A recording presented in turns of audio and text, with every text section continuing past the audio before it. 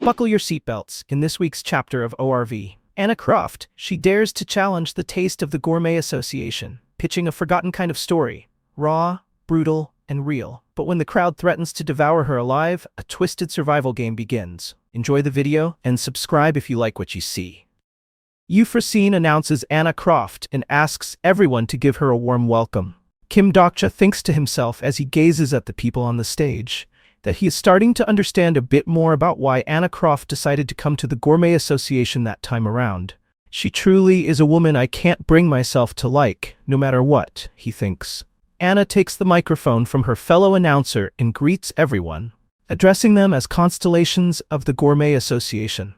"I am Anna Croft, an incarnation of the Nebula Asgard," she exclaims. A few of the Gourmet members think to themselves that the association has fallen quite a bit.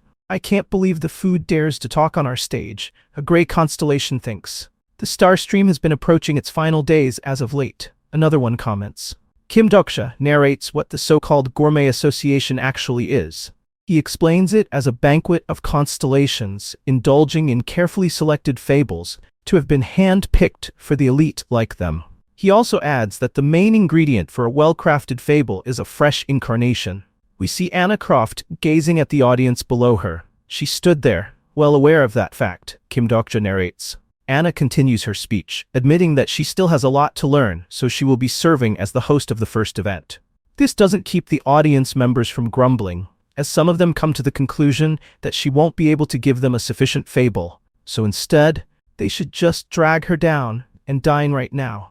Euphrosyne grabs a spare mic and tells everyone to not get too excited, as she is getting the feeling from the Gourmet members that they are getting more and more unhappy by the second.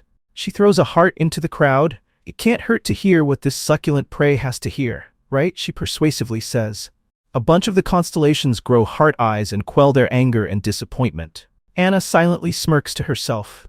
As your honorable constellations may also be aware of, recently, the star stream has been flooded with predictable fables. Returnees, reincarnations, swordmasters, ninth circle archmages, and even prophets like me, she confidently tells the crowd.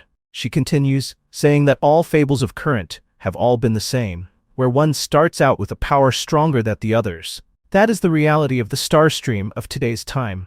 A world flooding with fables, manufactured solely for the superficial humor, third-rate entertainment. It wasn't like this before. "Do you remember how it used to be in the good old days?" she asks the Gourmet members as they all look up at her, intently listening. "I'm talking about the stories of ancient times, back when the first-generation fables were trending. In those days, every constellation loved fables. Dokja gave themes to the fables, and constellations explored their forms and aesthetics," she says.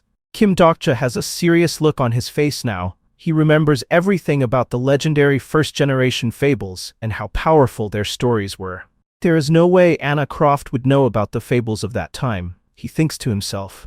A few of the constellations are now intrigued in what Anna Croft has to say. A constellation with purple hair asks Anna Croft if it's really true that she has a fable that can satiate their tastes. She confidently responds, saying that she is indeed correct. "Today, I'm going to return the lost first generation to you," she announces.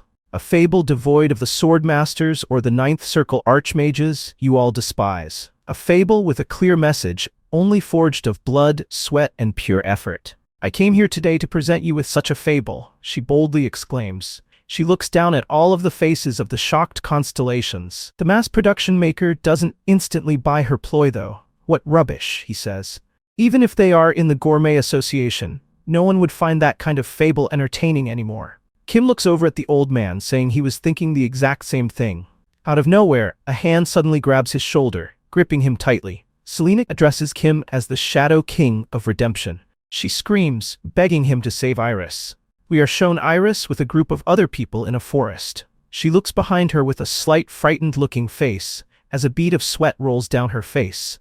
We get a flashback to before the Gourmet meeting started. "Anna, why would you do something like this? It didn't have to be this way," Selena yells in a desperate manner.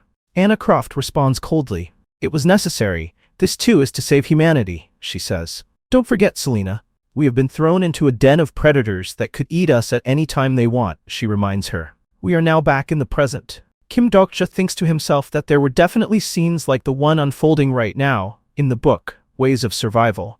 However, it didn't happen this early in Yu Jungyuk's turn. He asks Selena to calmly tell him the exact details as to what is happening with Iris.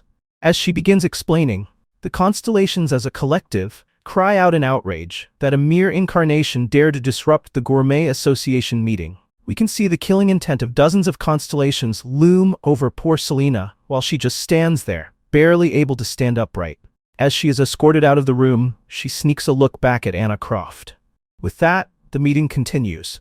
Anna tells everyone that the fable she will be presenting is called The Fellowship of the Bracelet.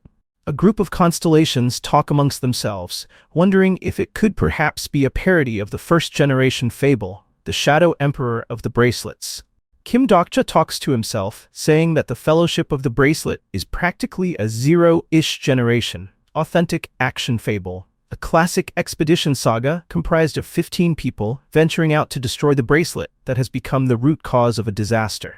Anna Croft cuts off Kim's train of thought as she introduces the so-called Fellowship of the Bracelet that will lead the fable. From the broadcast, we can see that it's the same group as Iris was included in. Kim says to himself that he can roughly guess how Anna was able to convince a group of that size to go out into the middle of the forest. I understand now why Selena was so frantic, Kim Dokja thinks. A notification message pops up, explaining the rules of the sub-scenario. Basically, one of the 15 people have the Fellowship Bracelet. In order to win, one of them need to throw it into the volcano. Upon completion, they will be granted one wish by the Gourmet Association. There are also wraiths scattered around the hunting grounds. If all of the Fellowship is to die, the scenario will fail. A few constellations are now very interested in what Anna Croft is cooking up. She is targeting the Gourmet Association constellation's nostalgia, Kim thinks to himself. Although a few of the constellations are happy about the scenario so far, a bunch of them are still unsatisfied. Something is still lacking. You couldn't possibly be telling us to just watch that boring game, a few unhappy constellations cry out. This is when Anna reveals the biggest part of the scenario. Another bullet point appears on the message, allowing constellations of the Gourmet Association to apply for the roles of wraiths. Kim stares blankly at his message, as the mass-produced maker weighs his options. The scenario will begin after 1 minute, Anna Croft announces. Constellations who want to apply, please sign in the selection window. Another window pops up, asking for a signature to be a part of the 15 wraiths that are in the sub-scenario. As the numbers start climbing, Kim grips his hand, making his veins pop. Damn it, it's starting to sink in that I've become just like the constellations I loathed so much, he thinks to himself. Persephone looks at Kim with her golden eyes, like a predator looking at their ignorant prey. Kim is aware of her gaze and sweats a little bit, knowing what needs to be done. As he starts writing his signature on the window, his world starts to spin, as sparks of lightning emerge from the message window. We are now back with Iris, who doesn't look so happy. She is covered in blood from head to toe, as tears emerge from her eyes. We get a little background explanation of Iris. She grew up listening to stories of revolution. Her favorite revolutionaries were Che Guevara and Karl Marx in his early years. However, the world she was born into wasn't the era of revolution. It was a world dictated by wealth that dominated desire and the owners of such wealth. That was until the Dokebis showed up. It was at this point that Iris knew a revolution could begin. We are back to the present. Blood splatters all over her face as someone is eaten alive by a wraith. Everyone in the group does a 180 and runs away, but Iris can't move a single muscle. It was definitely supposed to be a revolution, she shakily thinks to herself, as she watches a fellow human get chomped up by the wraiths. One of them instantly spits out the corpse of the members, complaining that they brought out this sorry state fable for them to eat. Another wraith tells them to just wait a bit longer. One of the people running away from the wraiths screams at Iris to run away. However, this alerts the two to where Iris is, standing stiff, frozen from fear. She manages to move herself and start running away. Another member of the Fellowship is grabbed and eaten alive. Without stopping for a single moment, she continues to run. Please, someone, change this story, she begs, trying her best not to cry, as the salt stings her eyes and obstructs her vision. Suddenly, she gets a pop-up window, telling her that the Shadow King of Redemption is watching her. Another window pops up, which might just be the salvation she was praying for. As the message reads, the constellation Shadow King of Redemption is wanting to establish a sponsor contract with you.